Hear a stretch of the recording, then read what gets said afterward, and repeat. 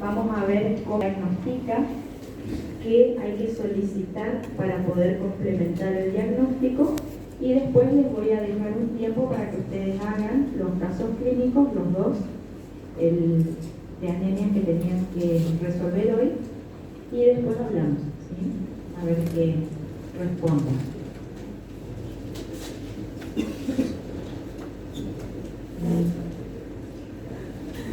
Bueno, acá tenemos la definición de anemia de la OMS, que es la que vamos a tomar, ¿sí?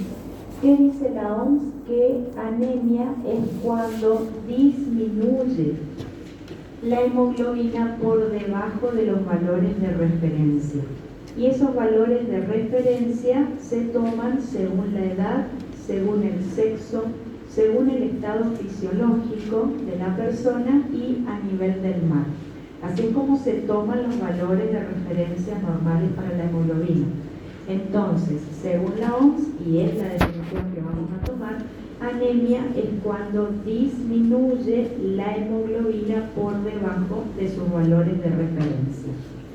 Ahora, como la hemoglobina se encuentra dentro del glóbulo rojo, también puede acompañarse de un descenso del número de glóbulos rojos, y como el hematocrito es una relación de los glóbulos rojos en el total de la sangre luego de centrifugar, también se puede acompañar de una disminución del hematocrito.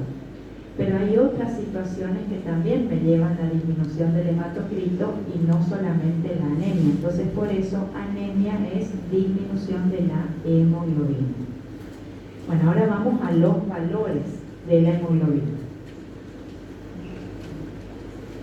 Acá tenemos los valores de referencia. Como ven, se tiene en cuenta el sexo, se tiene en cuenta la edad y se tiene en cuenta el estado fisiológico, o sea, posmenopausia, edad gestacional, embarazo.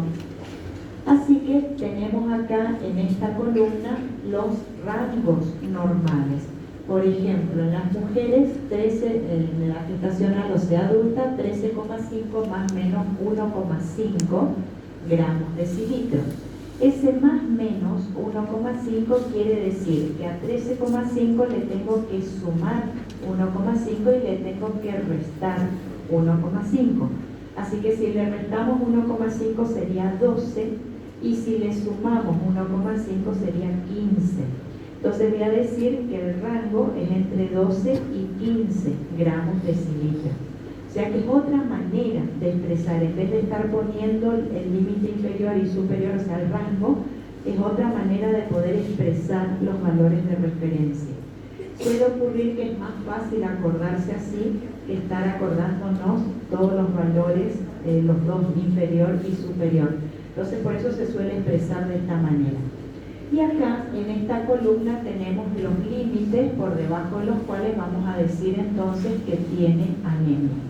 Así es que para los varones adultos va a estar anémico si tiene hemoglobina por debajo de 13 gramos decilitro, las mujeres adultas por debajo de 12 y si está embarazada por debajo de 11 gramos decilitro, y así sucesivamente. Así que ese parámetro es el que vamos a tomar para decir que tiene anemia.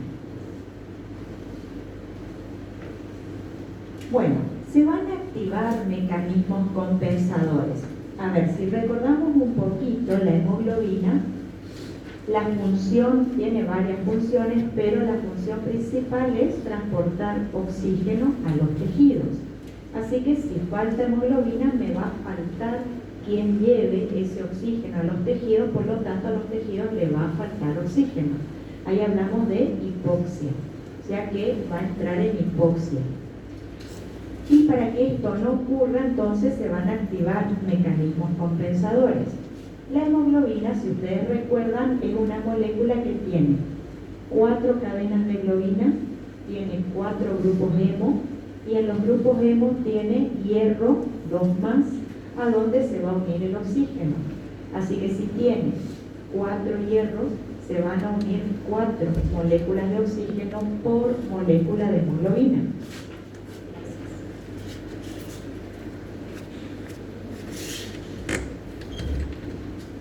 Cuando el oxígeno se une a la hemoglobina, ahí se habla de que la hemoglobina se satura con el oxígeno. A eso se refiere saturación de la hemoglobina. Entonces, acá tenemos un gráfico donde en ordenadas tenemos la saturación de la hemoglobina con oxígeno y en abscisas tenemos la presión de oxígeno. La curva normal es la rosada, es una curva sigmoidea que me explica el comportamiento de la hemoglobina con el oxígeno. Entonces, cuando entra una molécula de oxígeno y se une a la hemoglobina, como son 4 las que pueden entrar, vamos a decir que se saturó al 25%, porque entró solo una. Entonces, estaríamos por acá en la curva, la presión de oxígeno es baja. Cuando entra otra molécula de oxígeno, se va a saturar al 50%, ya tiene 2. Entonces estamos acá, que le corresponde la P50, se llama, que es la presión de oxígeno a la cual la hemoglobina se encuentra saturada al 50%. Cuando ingrese la tercera molécula va a estar saturada al 75%. O sea que estaríamos por acá. Ya aumenta la presión de oxígeno y cuando entra la cuarta molécula, ahí ya es el máximo, o sea que se saturó al 100%. Ya estamos en la parte alta de la curva a altas presiones de oxígeno, ¿sí? Es donde ocurre esto. Y como pueden ver ahí, hay líneas discontinuas. ¿Qué significa? Que esa curva se puede desplazar o a la derecha o a la izquierda. Que se desplace a la derecha, o sea, hacia este lado, es lo que ocurre en los tejidos. Significa que la hemoglobina está cediendo el oxígeno, ¿sí? Es menos afín por el oxígeno, así que le va a dar a los tejidos. Ese es el efecto Bohr, así se llama. Y cuando se desplaza para el otro lado, a la izquierda, ahí la hemoglobina retiene al oxígeno con ella, o sea, no lo cede, lo capta. Así que eso ocurre en los pulmones, que es donde ella va a agarrar el oxígeno. Y ese es el efecto Haldane, así se denomina. Entonces, si está faltando oxígeno en los tejidos, ¿qué efecto va a ocurrir? ¿Haldane o Bohr? Bohr. O sea que se va a desplazar hacia la derecha. Ahora, ¿qué situaciones hacen que se desplace a la derecha? Entonces, como la célula está realizando su metabolismo celular, va a aumentar el dióxido de carbono. Así que el aumento de dióxido de carbono me desplaza la curva a la derecha.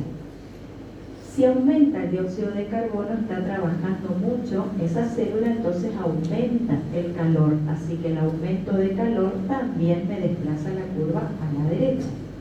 El dióxido de carbono reacciona con el agua y nos da protón. Así que el aumento de protones también me desplaza la curva hacia la derecha. Y si aumentan los protones, baja el pH. Así que la acidosis también me desplaza la curva a la derecha. Y como está faltando oxígeno en esa célula, entonces la célula empieza a hacer glucólisis anaeróbica. Y uno de los intermediarios de la glucólisis anaeróbica es el 2,3-difosfoglicerato. Por lo tanto, aumenta el 2,3-difosfoglicerato y eso también me desplaza la curva hacia la derecha. Así que son todas las situaciones que me desplazan la curva a la derecha, es decir, que la hemoglobina va a dar el oxígeno a los tejidos. Si aumenta el 2,3-difosfoglicerato, lo que hace es unirse a las cadenas de globina, de la hemoglobina, y eso hace que la hemoglobina desprenda el oxígeno y se lo ceda al tejido. ¿Se entendió hasta acá? Y bueno, y hacia la izquierda va a ser todo lo contrario, o sea, la hemoglobina va a captar el oxígeno, así que situaciones inversas a las que estábamos viendo. Por lo tanto, disminución de dióxido de carbono, disminución de protones, aumento del pH, disminución del 2,3-difosfoglicerato, disminución del calor. Todo eso va a hacer entonces que la hemoglobina capte el oxígeno y no lo ceda.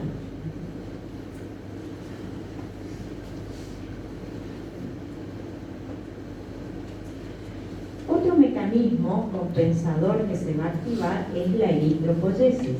es decir, la formación de nuevos glóbulos rojos.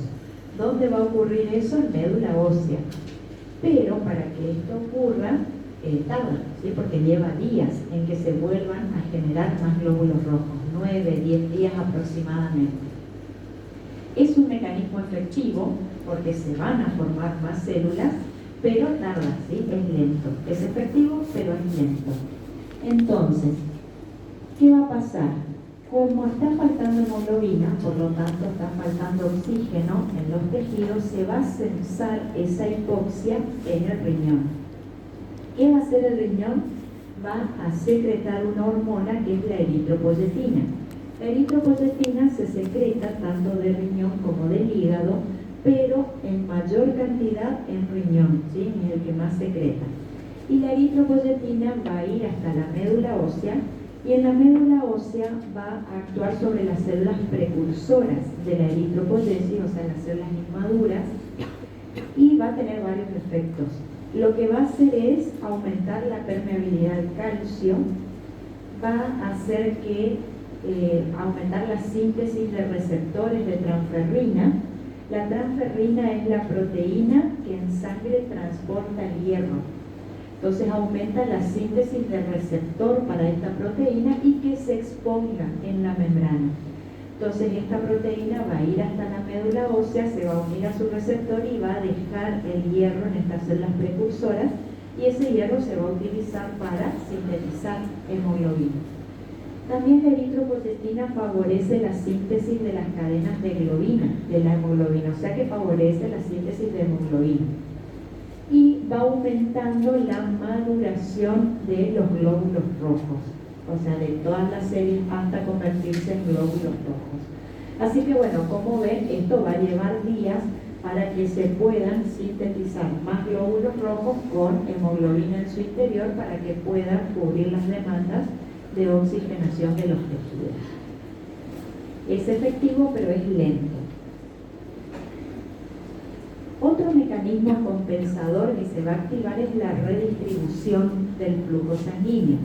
¿Qué significa esto? Que hay tejidos que necesitan sí o sí oxígeno para poder funcionar correctamente, que son el corazón, el cerebro y el pulmón. Y hay otros tejidos que no necesitan inmediatamente el oxígeno, pueden esperar un poco. Entonces lo que ellos hacen es darle su sangre a estos que sí necesitan, ¿sí? Mediante constricción, entonces la sangre va hacia corazón, cerebro, pulmón. ¿Quiénes son estos que se sacrifican? La piel, el sistema gastrointestinal, el riñón. Entonces la sangre va hacia los tejidos que más necesitan. Y eso hace que después empiecen a aparecer las manifestaciones clínicas. Otro mecanismo compensador es la estimulación cardíaca. Es decir, que el corazón va a tener que bombear más sangre para que le llegue a los tejidos. Por lo tanto, va a aumentar la frecuencia cardíaca. Y el paciente va a tener taquicardia, ¿sí? Le va a decir que siente que el pecho le late fuerte. Es por este mecanismo compensador. Entonces, por los mecanismos compensadores aparecen las manifestaciones clínicas. ¿Y cuáles son esas?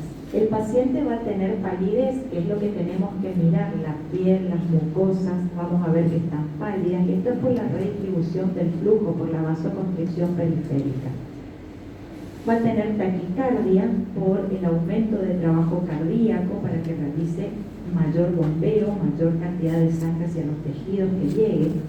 El paciente va a tener disnea ante el esfuerzo. Disnea es la sensación de falta de aire. El paciente les va a decir que siente que le falta el aire ante un esfuerzo. No crean que es un ejercicio intenso, sino que sería, por ejemplo, una caminata.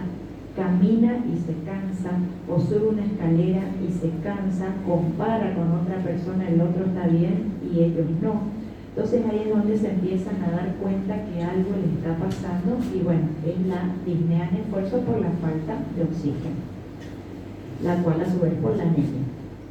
Astenia, que es el desgano que sienten, vértigos, mareos, cefalea, por la falta de oxigenación en el sistema nervioso. Bueno, esto entonces son manifestaciones clínicas que aparecen. También aparecen manifestaciones clínicas asociadas a ciertos tipos de anemia. Por ejemplo, la anemia hemolítica es una anemia donde va a haber destrucción de los glóbulos rojos por cualquier causa, que después vamos a ver. El hecho es que se destruyen los rojos y al destruirse la hemoglobina que está adentro empieza a salir a sangre. Entonces esa hemoglobina se va a catabolizar y producto del catabolismo del hemo está la bilirrubina, o sea que va a aumentar la bilirrubina indirecta. La bilirrubina indirecta es liposoluble, eso quiere decir que se va a unir a todos los lípidos, por eso la piel, las mucosas, es donde se empiezan a teñir de ese tinte amarillo que le da la bilirrubina, y entonces aparece, ¿sí?, ese signo, la ictericia. La esplenomegalia, o sea, se empieza a agrandar el vaso por el aumento de la hemocateresis, ¿sí? Empieza a destruir a los glóbulos rojos, que pueden estar mal formados, por ejemplo, entonces aumenta la destrucción, llevando entonces, como se ve allá en la señalogía, al hacer la palpación, se puede notar el aumento de tamaño del vaso. Cuando la anemia es por déficit de vitamina B12, empiezan a aparecer parestesias, que es el hormigueo en las manos, por ejemplo, y dificultad para la marcha. ¿Por qué? Porque la vitamina B12 se necesita para la formación de mielina. Por lo tanto, si falta mielina, empiezan los trastornos neurológicos. Y también la vitamina B12 trabaja junto con la vitamina B9 para sintetizar ADN. Por lo tanto, va a faltar esto y eso hace que las células no puedan dividirse. Por lo tanto, las células son grandes, ¿sí? Su tamaño es mucho más grande que lo normal. Esto es característico en este tipo de anemia. Y eso a su vez hace que se puedan destruir fácilmente, son más frágiles. Por eso puede aparecer una leve hemorragia, hemólisis, mejor dicho. Bueno, entonces, ¿qué estudios complementarios podemos solicitar para avalar que sea una anemia lo que tiene el paciente? Entonces, podemos pedir hemograma, que ahora ya vamos a ver qué incluye el hemograma, qué determinaciones. Reticulocitos se pide aparte porque no forma parte del hemograma, y los reticulocitos me permiten clasificar a las anemias. Estudios del metabolismo del hierro, eso sí se sospecha que sea una anemia ferropénica, la que está teniendo la persona, que suele ser la más habitual en la población, ¿sí?, la que predomina. También se puede pedir bilirrubina, si es que sospechamos que sea una anemia hemolítica. Podemos pedir LDH, que es una enzima, que es la lactato deshidrogenasa, que es una enzima que participa en la glucólisis anaeróbica y está dentro del glóbulo rojo. La LDH tiene varias isoenzimas y una de ellas es la eritrocitaria. Así que si hay destrucción de los glóbulos rojos, se libera esta enzima que está dentro del glóbulo rojo. Así que va a aumentar si es que hay hemólisis. Esa es una de las causas, porque pueden aumentar las otras isoenzimas, pero es lo que estamos hablando ahora. Y la prueba de Coombs, esa la vamos a ver con mayor detenimiento en inmunología. Vamos a hablar sobre la prueba específicamente. Por ahora solo vamos a decir que lo que buscamos con esa prueba es si hay anticuerpos dirigidos contra los glóbulos rojos, ¿sí? O sea, la anemia autoinmune me va a dar prueba de Coombs positiva.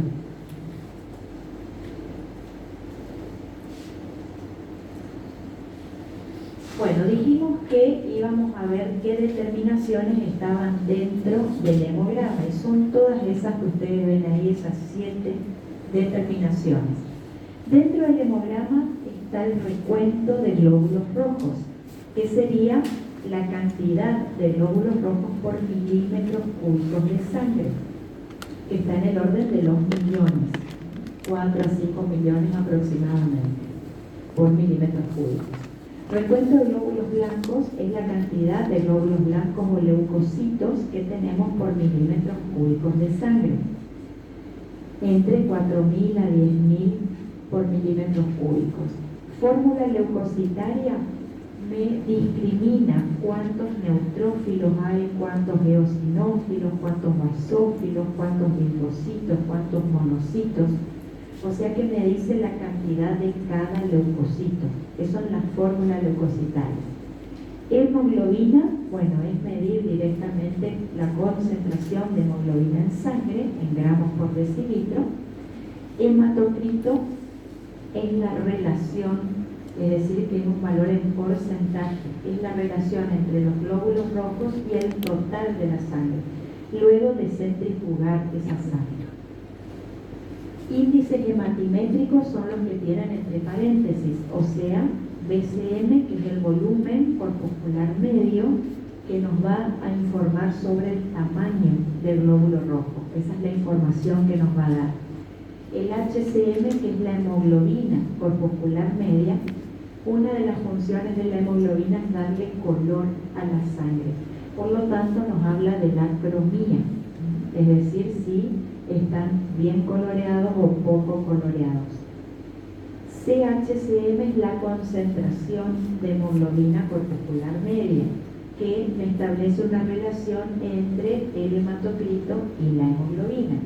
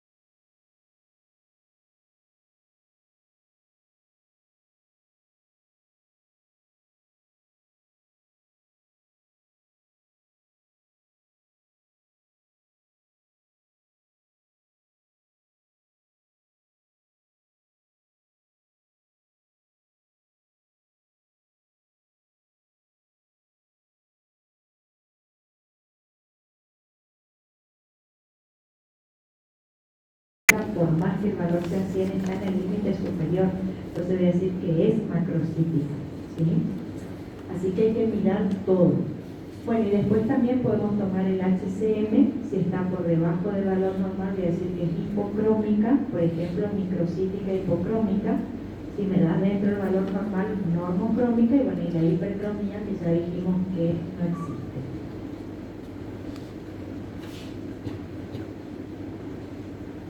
Bueno, y ahí tenemos algunos ejemplos de anemias macrocíticas, como la megaloblástica, por déficit de B12, de B9, las microcíticas, que la más frecuente es por falta de hierro, la anemia ferropénica, y las normocíticas, la más frecuente es la anemia por enfermedades crónicas.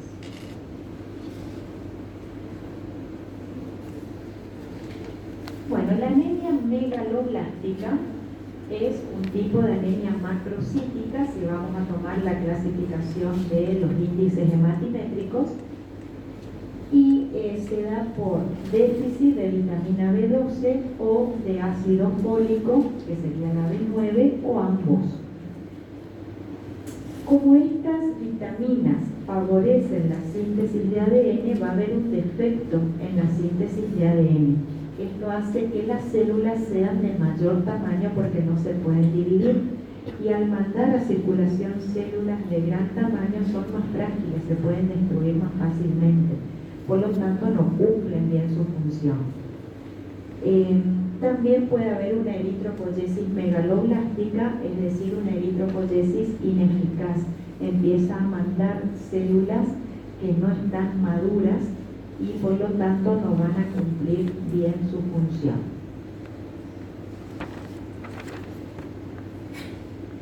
Bueno, ¿qué situaciones nos llevan a déficit de folato? Es decir, déficit de vitamina B9.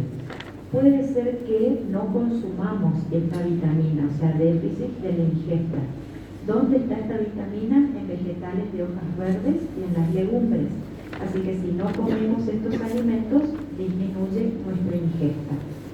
Disminución de la absorción. Ahí les dice alcoholismo porque las personas alcohólicas no piensan en comer, solamente piensan en tomar. Entonces por eso les lleva a la disminución de la ingesta. Acá porque estamos hablando de folato, pero en realidad le disminuyen todos los nutrientes, ¿sí? Solo toma alcohol.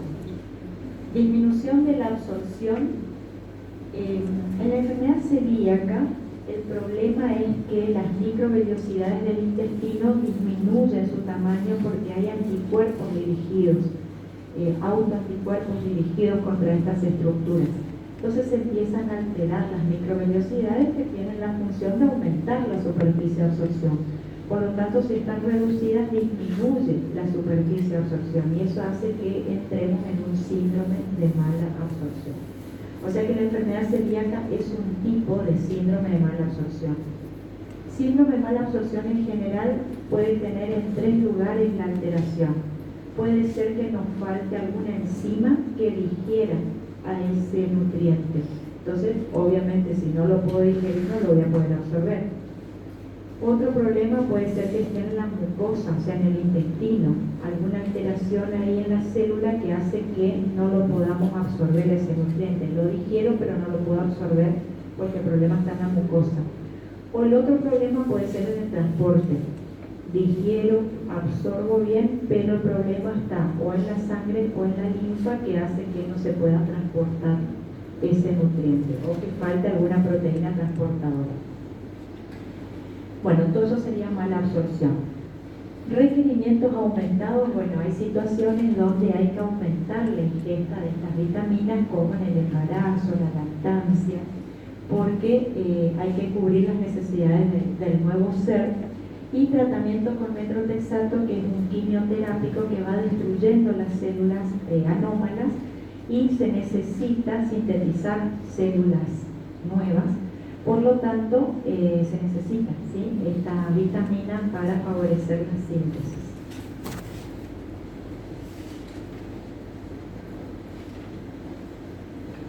Bueno, deficiencia de vitamina B12 puede ser por ingesta inadecuada, o sea, no comemos la vitamina B12, como es el caso de los veganos, porque esta vitamina se encuentra en alimentos de origen animal, fundamentalmente en las carnes.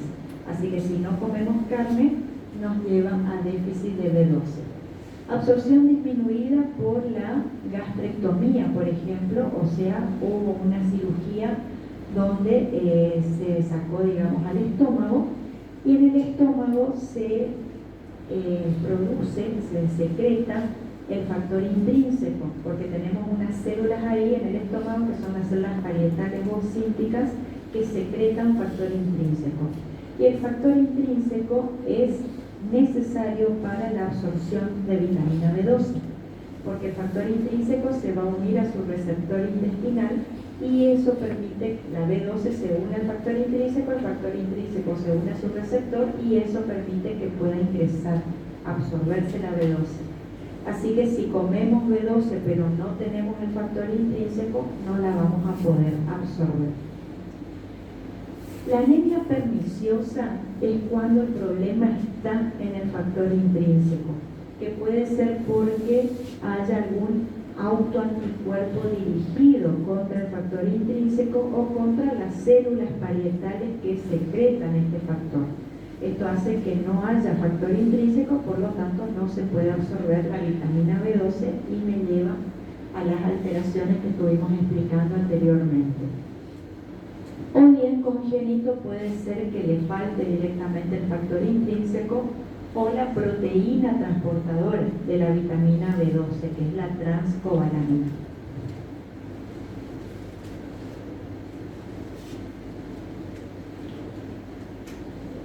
Bueno, ¿cómo se diagnostican las anemias? Como dijimos, tenemos que tener en cuenta el estudio global, es decir, la anamnesis, que es todo lo que le vamos a preguntar al paciente, si hay historia familiar de anemia en la familia, qué tipo de dieta consume, qué es lo que siente, bueno, todas las preguntas que le vamos a hacer.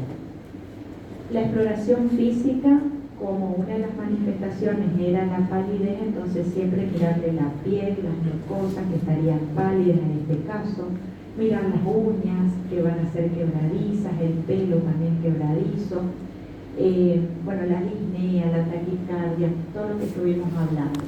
Y dentro del estudio analítico, bueno, el hemograma y prestar especial atención a la hemoglobina, a los índices hematimétricos, pedir reticulocitos aparte.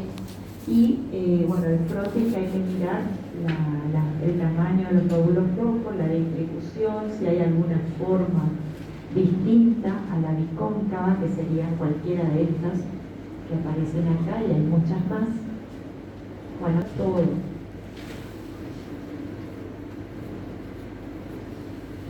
Así que, como dijimos, tenemos que tener en cuenta todo el enfoque global, y si estamos sospechando que sea una anemia ferropénica, entonces se pueden agregar estudios del metabolismo del hierro. Por ejemplo, pedirle sideremia, que sería la cantidad de hierro en sangre, ¿sí? Porque puede ser que no tenga hierro, entonces le aumentamos el consumo o le damos que tome el sulfato ferroso.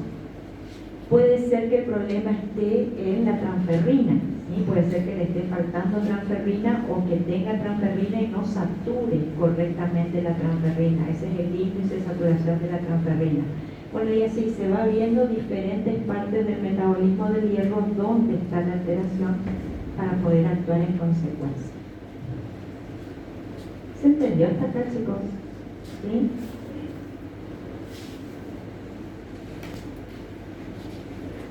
Bueno, entonces ahora van a realizar los casos clínicos. Les voy a dejar un tiempo para que respondan los dos casos clínicos.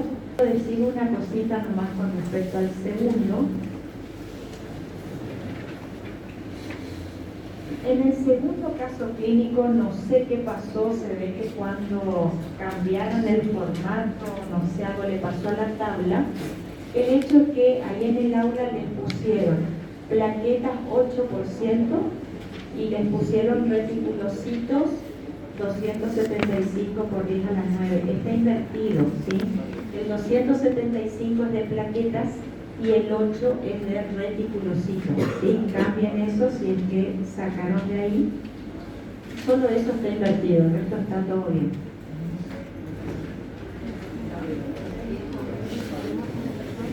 ¿Sí?